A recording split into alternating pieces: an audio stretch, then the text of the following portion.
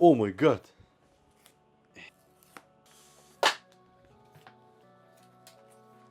Hey, hammaga salom, sizlar har doimdek ulug' do'stlar. Bugungi videomizda qimmat nomli smartfonlar haqida gaplashamiz. Ya'ni Galaxy A57 va Honor 600 smartfonlar do'stlar. Endi buni qimmatligi sababi katta soqqa ishlashmi yoki maqsad umuman boshqa narsami? Shuni hammasiga bugungi videomizda oydinlik kiritamiz va ikkala smartfonimizni solishtirib ko'ramiz. Qaysi biri o'zini narxiga arziydi do'stlar. Shuning uchun videomizni oxirigacha ko'ringlar va 100% e'tiborli manfaatli bo'ladi. Va hoziroq videomizga like bosib, obuna bo'lib qo'yishni unutmanglar. Yana bitta narsani eslatib o'taman, bu videomizga hech kim 1,5 milliard so'm reklama pul bermagan. Prosta odamlarning og'rig'iga, savoliga javob berishga qaror qildim. Xo'p, kelinglar birinchi jahon bozoriga xaridgan bo'lsak, o'zi narx oshishning asosiy sabab nima? Kelinglar hozir ko'rib chiqamiz. Oxirgi yarim yilda chip mikrosxemalar tanqisligi boshlandi. Bu narsani hammanglar bilasizlar va bu SSD hard operativka narxi 2x kerak bo'lsa 10x gacha qimmatlashib ketdi. Endi bu muammo telefonlarni ham chetlab o'tmadi. Misol A50 oladigan bo'lsak, chiqqaniga 3 oy bo'ldi va chiqqanida 480-490 dollar atrofida edi va hozir ham narxi o'sha. Hech qanaqa narx tushmadi. Yana qo'shimchasiga A56 oladigan bo'lsak, o'tgan yili chiqqan va hozirgacha atigi 20-30 dollar arzonlashgan do'stlar. Yana hype bo'lgan Honor X9 ni oladigan bo'lsak, chiqqanida 350-360 dollar edi va talab kuchli bo'lganligi uchun ham уже 380-390 dollarda hozirda sotilmoqda. Endi bu narsa asosiy sabab bu talab kuchli bo'lganligi uchun. Endi talab oshgandan keyin baribir ham uning ichidagi protsessor xotiralariga qisqasi aytadigan bo'lsak, talab oshadi. Va katta ishlab chiqaruvchi, misol uchun Samsung Electronics, SK Hynix kompaniyalari sun'iy intellekt rivojlangandan keyin defitsit bo'lishni boshladi deb aytishdi. Endi meni o'ylashimcha bu defitsit emas, bu sun'iy defitsit. Prosta tak trend payti soqqani bosmoqchi va o'shaning uchun ham narxi oshirgan do'stlar. Va hozirgi yangi ishlab chiqarayotgan partiyalar, smartfonlarda ham o'sha narx oshish baribir tabiiy hol. Bu defitsit butun dunyoga katta ta'sir qildi. Misol uchun Honor 600 oladigan bo'lsak, o'tgan videoda bu smartfonni chiqarganimda juda ham ko'pchilik narxi juda ham qimmat va narxga arziymaydi deb ham o'zini fikrini aytgan ekan do'stlar. Endi bu faqatgina O'zbekistonda narx oshmagan do'stlar. Misol uchun Xitoyning o'zida ham o'tgan yilgi xuddi shunaqa xarakteristika smartfonga qaraganda 1000 yuanga oshgan. Bu degani 150 dollar atrofida narx oshgan do'stlar. Va qo'shimchasiga faqatgina Xitoy emas, Rossiya, Qozog'iston, Tojikiston va qo'shni davlatlarda ham xuddi shunaqa narx baland do'stlar. Mana ko'rishinglar mumkin, ekranga hamma narxlarni chiqarib qo'yaman. Bu hech qanaqa osmondan olib turib sizlarga gapirmayapman. Hammasi faktlarga tayangan holda sizlarga aytib beraman o'zim fikrimni. Endi hozir aytishlar mumkin Xitoyda arzon-ku deb, lekin Xitoydan O'zbekistonga kelguncha bo'lgan etaplarda, ya'ni shu logistika, shu email, rastamoshka va shunga o'xshagan etaplarda o'sha narx qo'shilib boraveradi va baribir ham o'sha narxga kelib taqaladi do'stlar. Endi mana Qozog'iston, Rossiyalardagi narxlarni ham ko'rishinglar mumkin. Kerak bo'lsa bizdan ham qimmat sotilmoqda va bu narxlar hammasi rasmiy do'konlardan olingan. Endi hozir aytishinglar mumkin, Xitoydan tinchgina olib turib ishlatsam bo'lar ekan-ku deyishinglar mumkin.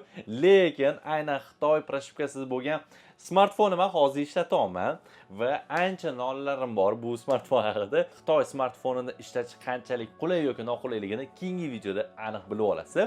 Xo'p do'stlar, kelinglar. Endi arzon va qimmat hammasini bilib oldik, hammasini sabablarigacha bilib oldik. Endi bu smartfonlarni kelinglar solishtirib ko'rib, narxiga arziydimi yoki yo'q, hammasini bilib olamiz. Ketdik. Ana endi kameralarni tekshirib ko'ramiz do'stlar. Endi meni o'ylashimcha Honor 600 yaxshiroq olib bersa kerak deb o'ylayman.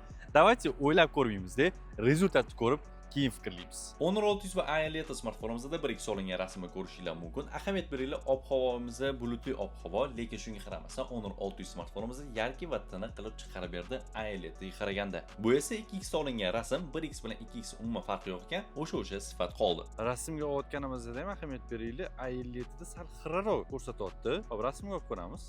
AI orqali ikkalasi ham tiniqlashdi. Sifatini Honor'nikini ko'rishinglar mumkin. Yarki va har bir detali tiniq ko'rinyapti. Xo'p, endi A50 keladigan bo'lsak, mana ahvol. Lekin yarkisida emas-da va xiraroq do'stlar, mana. Farq ko'ryapsizlarmi? Bu esa portret rejimda olingan rasm. Ahamiyat beringlar, Honor 6 smartfonimizni mana sal oqartirib yuborgan. A-LED smartfonimiz esa mana qanday bo'lsam xuddi shunaqa rasmga olib berdi. Endi portretdagi fokus sifatiga keladigan bo'lsak, ikkalasi o'zini yaxshi ko'rsatib berdi. Frontal kamerasi esa bu aytganimdek Honor 6 sal oqartirib yuborgan, lekin ikkala smartfonimizda yuzimda qanaqa dog' bo'ldi degan bo'lsa, hammasini aniq va tiniq qilib chiqarib bergan. Xo'p, endi video razresheniyasiga keladigan bo'lsak, A57 da ko'rishimiz mumkin HD 30 fps, Full HD 30 fps ham 60 fps va oxirgisi Ultra HD, ya'ni 4K 30 fps video olib berar ekan do'stlar. Video razresheniyasiga keladigan bo'lsak, Honor 600 da 720 ga, aniqrog'i HD 60 fps va 30 fps, Full HD 30 fps 60 fps va 4K da faqatgina 30 fps o'zi. Hozir rezultatni ko'ramiz. Honor 600 da 4K 30 fps videosini ko'rishingiz mumkin do'stlar. Ranglar hammasi o'z me'yorida va bulutlar ham juda ham qora bo'lib turibdi, yomg'ir yog'aman deb turibdi va ranglariga, sifatiga ahamiyat berishingiz mumkin. Hozirgi ovozimni Honor 600 smartfonimizning mikrofoni yozib oldi. Bu esa Galaxy A50 smartfonimizning 4K 30 fps videosi do'stlar, sifatini ko'rishingiz mumkin. Ranglar hammasi zo'r, o'z me'yorida berilgan va hozirgi ovozimni A50 smartfonimizning mikrofoni yozib olmoqda. Xo'p, ko'rishimiz mumkin, ikkala smartfonimiz hozir 4K 30 fps da kechki payt kadrda video olinyapti do'stlar. Sifatini o'zingizlar ko'rishingiz mumkin. Hozirgi ovozimni A50 smartfonimizning mikrofoni yozib oldi. Bu esa Honor 600 smartfonimizning mikrofoni yozib oldi do'stlar. Qorong'i kadrga o'tkazganimizda ikkala smartfonimiz ozgina qiynaldi.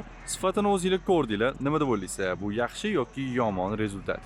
O'zingizlarning fikrlaringizni yozib qoldiringlar. Endi kamera natijasiga keladigan bo'lsak, Honor bo'yatganimdek rasm olishda o'zini juda ham zo'r ko'rsatdi. Video olishda kunduzgi syomkalarda ikkalasi bir xil, men hech qanaqa katta farq sezmadim. Kechki payt syomkaga keladigan bo'lsak, A57 o'zini aqlliroq ko'rsatdi do'stlar. Xo'p, kamera testini o'zingizlar ko'rdinglar. Endi sun'iy intellektlarda solishtirib ko'ramiz. Xo'p, endi sun'iy intellekt qismiga keladigan bo'lsak, A57 smartfonimizda sun'iy intellekt funksiyalari bor do'stlar. Yo'q emas, lekin ushbu funksiyalar afsuski ideal ishlab beradi deb aytolmayman. Ayrim bir funksiyalari ozgina kamchiliklari bor.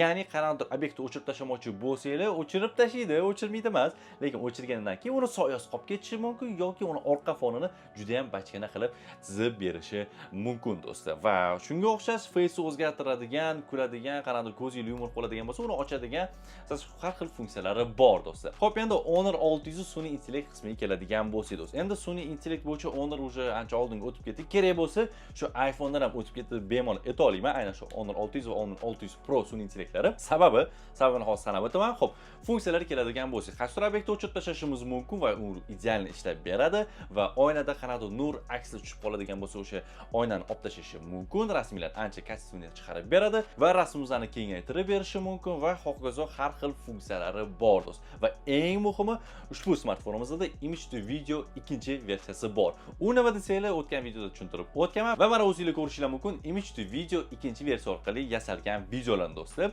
O'zbekcha prompt berib uje yasash imkoni bor. Endi hozir pul sarflab, qanaqadir pulli programmalarda yasash shart emas. Endi image to video ikkinchi versiya orqali vaqtincha tekinga ishlatsanglar bo'ladi do'stlar. Qisqasi sun'iy intellekt bo'yicha endi men bemalol bu yerda Honor o'zini yaxshi ko'rsatdi deb ayta olaman. Kelinglar endi bu ikkala smartfonimizning batareyalar necha soatga yetar ekan. Hozir sinab ko'ramiz. A50 smartfonimiz 5000 mAh, Honor 600 esa 7000 mAh. Necha soatga yetar ekan hozir ko'ramiz. Tak, ko'rishimiz mumkin, telefonimiz 100% ga to'ldi va soat 12 dan 40 daqiqa bo'ldi do'stlar. Endi ekranni o'chirmagan holda biz ishlatib ko'ramiz va 100% batareyamiz necha soatga yetib berar ekan. Birinchi YouTube va Instagramdan videolar ko'rib vaqt o'tkazamiz. Ketdi. Ekran ochmasdan ishlab berayotganiga 20 soat 23 daqiqa bo'ldi va ko'rishingiz mumkin 27% qolgan do'stlar. Ekran ochmasdan ishlab berayotganiga rovna 23 soat bo'ldi va ko'rishimiz mumkinki 1% qolgan do'stlar. Orada yana qo'shimchasiga har xil o'yinlar o'ynadim, PUBG Mobile o'ynadim, 2 soatdan oshiq har xil o'yinlar o'ynadim do'stlar. Endi qachon telefon o'chib qolar ekan, oxirigacha kuzatamiz. Soat 23:44. Aniqrog'i 23 soat 4 daqiqadan keyin do'stlar telefonimiz o'zi o'chdi do'stlar, mana ko'rishingiz mumkin. 0%. Galaxy A27 smartfonimizda 23 soat va 4 daqiqaga chidab berar ekan ekran o'chirmasdan ishlatsak. Endi Honor 600 ga keladigan bo'lsak, Honor 600 smartfonimizdan 12 dan 47 daqiqa o'tganda men testni boshladim va rovno 24 soat ekran o'chmasdan YouTubedan video ko'rildi do'stlar. 24 soat. 24 soatdan keyin Honor 631% qoldi. Endi 27 soat 27 daqiqadan so'ng Honor 600da 1% qolgan, 27 soat 39 daqiqadan keyin telefonimizda o'chdi. A57 smartfonimiz 23 soat va 4 daqiqa chidab bergan bo'lsa, Honor 600 smartfonimiz 27 soat va 39 daqiqa chidab berdi. Yaxshi ko'rsatkichlar. Endi ikkala smartfonimizda og'ir o'yinlarni o'ynab tekshirib ko'ramiz. Xo'p, birinchi Honor 600 va Asphalt 9 o'yindan boshlaymiz do'stlar. Hozir grafikasini o'zingiz ko'rishingiz mumkin, ekranga suv qanaqa darajada sachrashini va avariya holatlarida ham do'stlar o'zini yaxshi ko'rsatib berdi. Xo'p, ranglarga keladigan bo'lsak, ranglar hammasi o'z me'yorida maza qilib o'ynashingiz mumkin, ko'zga yoqimli ekan eng muhimi. Xo'p, mashina yaltirashlariga keladigan bo'lsak do'stlar, hammasi o'z joyida va hozir stabilni 90 FPS ishlab beryapti do'stlar. FPS tushib chiqishlari ham hech qanaqa kuzatilmayapti do'stlar. Va maza qilib maksimal grafikada 90 FPS da o'ynashingiz mumkin ekan. Yaxshi. Ikkinchi o'yinimiz Correct Street o'yini do'stlar. Va grafikasini ko'rishingiz mumkin, maksimal grafika va maksimal FPS da turibdi. Endi o'yinda qanaqa o'zini ko'rsatar ekan do'stlar. Mana grafikasini o'zingiz ko'rishingiz mumkin. Soyalar hammasi o'z me'yorida berilgan, mashina yaltirashlari ham yaxshi. Quyosh tushganda ham quyosh nurlarini hayotiy qilib ko'rsatib beryapti do'stlar. Lekin maksimal grafika bo'lganligi uchun ozgina laglar bor do'stlar. Stabil FPS ishlab bermaydi. Endi avariya holatlarida qanaqa o'zini ko'rsatadi desanglar do'stlar, hozir avariya holatlarini uchratamiz. Avariya holatlarida ham o'zini maksimal yaxshi ko'rsatib beryapti do'stlar. Mana. Hali telefon dam olmadi. Endi 3-o'yinimizga keladigan bo'lsak do'stlar. Har doimda odam ko'p joyga tushamiz va ko'rishimiz mumkin, hech qanaqa laglar bo'lmadi. Odamlar juda ham ko'p va hech qanaqa laglar hozircha bo'lmadi do'stlar. Va eslatib o'taman va bu telefonimizda giroskop bor. Buni o'tgan videomizda sizlarga ko'rsatib o'tganman va hech qanaqa zadержкasiz yaxshi ishlab beradi. Xo'p, endi klassifikatsiya jarayonlarini ko'rsatadigan bo'lsak do'stlar. Hozircha hech qanaqa kamchiliklar yo'q. Odam juda ham ko'p bo'lganligi uchun ba'zi joylarda ozgina laglar bo'lib turibdi. Hozir davom ettiramiz va bu ko'rishimiz mumkinki eng oddiy grafika va 90 FPS o'ynalgan o'yin do'stlar. Endi A57 ga keladigan bo'lsak, A57 Asphalt 9 o'yinimizda necha FPS gacha ishlab berar ekan.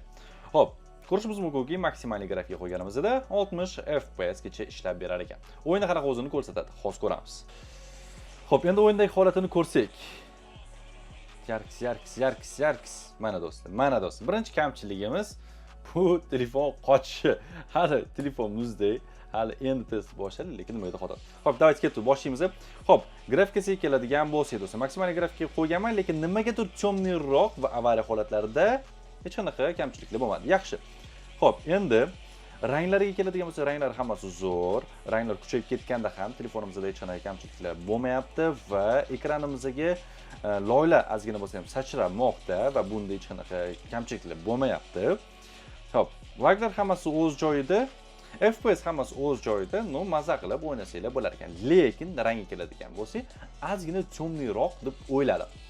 Ikkinchi o'yinimiz Correct Street o'yini va bunda grafikasini maksimalga qo'yamiz. Xuddi 600 da qanaqa test qilgan bo'lsak, xuddi shunaqa test qilamiz. Maksimal grafikaga qo'ydik va endi o'yindagi ahvolga keladigan bo'lsak do'stlar. Grafikasi hammasi zo'r, ranglar o'z me'yorida berilgan, mashina yaltirashlari ham yaxshi va eng muhimi hozircha hech qanaqa laglar bo'lmayapti. Endi biz avariya holatlarini uyushtirib ko'rsak va bu yerda o'sha ekranimizda har xil detallar ko'payadi va telefonimiz qochishi mumkin. Hech qanaqa hozircha lagda bo'lmayapti Correct Street o'yinimizda. Endi Galaxy A57 da PUBG Mobile o'ynab ko'rsak. Xo'p, har doimdek odam ko'p joyga tushamiz. Xo'p, samolyotdan sakradik va hech qanaqa kamchiliklar hozircha bo'lmadi.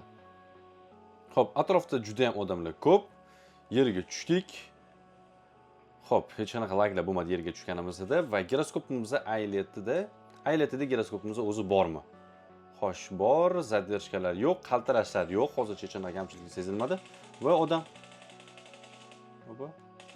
Opa, bo'lmadi.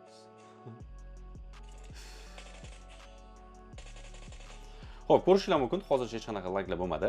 Endi Crossfire jarayonlarini tekshirib ko'ramiz va telefonimizda qanaqadir kamchiliklar bo'ladimi? Tekshirib ko'ramiz.